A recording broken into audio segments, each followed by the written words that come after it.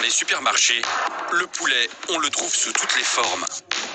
Entier, avec des labels et des promesses de qualité. Comme le poulet fermier, le label rouge ou le bio. Il coûte cher, autour de 7 € le kilo. Mais celui que nous achetons le plus, c'est le poulet d'entrée de gamme. Il a envahi les rayons, entier, à prix cassé, moins de 3 € le kilo. Vendu aussi en pièces détachées, filets, cuisses, aiguillettes, à moins de 4 €. Et c'est lui encore qui sert à fabriquer tous ces plats préparés.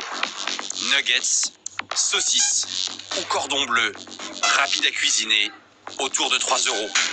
C'est surtout pour mes enfants, le midi quand ils n'ont pas de cantine. Je prends les premiers prix, sinon ça remonte trop cher. 3 poulets à 11,07 €. C'est pas cher. Résultat, avec ces prix imbattables en 30 ans, la consommation de poulet a doublé en France. Alors quelles sont les recettes des industriels pour produire du poulet toujours moins cher?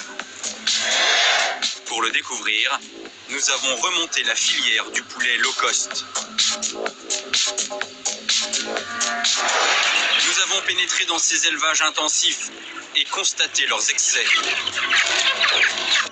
Maltraitance animale,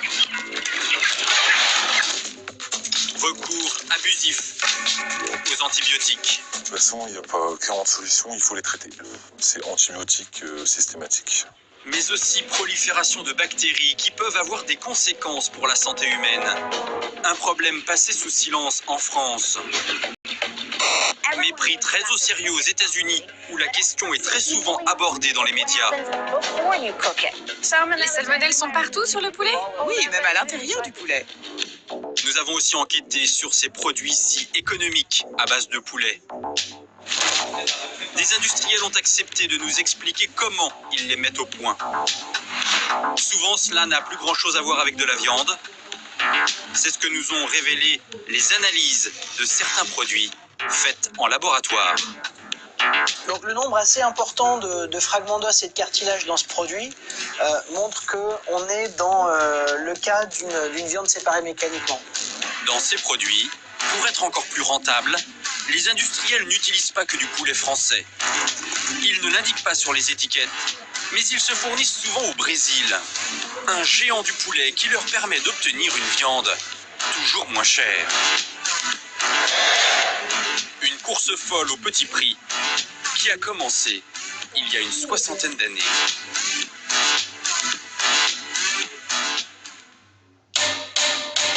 À cette époque, il y a une race différente de poulets dans presque chaque région de France. Combattants du Nord, crève-cœur, gauloise dorée, javanaise ou cou nu du forêt. Dans les fermes, ces poulets vivent en semi-liberté. Ce sont de petits élevages d'appoint. Les poulets finissent souvent dans l'assiette de leur propriétaire. À ce moment-là, on est encore loin d'imaginer tout le potentiel économique du poulet. Cela va changer après la Seconde Guerre mondiale. En 1945, pour augmenter la productivité de l'agriculture française et donc de ses élevages, l'État crée l'INRA, l'Institut national de recherche agronomique. On construit des poulaillers, on regroupe toutes les races connues.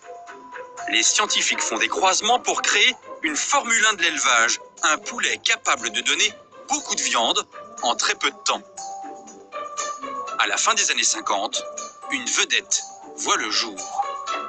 L'intérêt de la vedette INRA, c'est d'être une petite poule, voyez-vous, une poule, on pourrait dire presque une poule miniaturisée, et l'accouplement toujours de ce même coq avec cette petite poule vedette INRA. La grande trouvaille de l'INRA, c'est cette petite poule avec beaucoup de chair.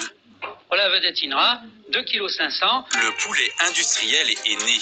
Sa croissance s'accélère et les possibilités semblent infinies. Et le poulet de demain, quel goût aura-t-il? Eh bien, je pense sincèrement qu'il aura le goût qu'on voudra. Le succès est immédiat. Ce poulet devient champion toute catégorie pour produire de la viande rapidement. Mieux que le bœuf qu'on nourrit pendant plus de 2 ans. Bien mieux que le porc qu'on élève pendant 6 mois.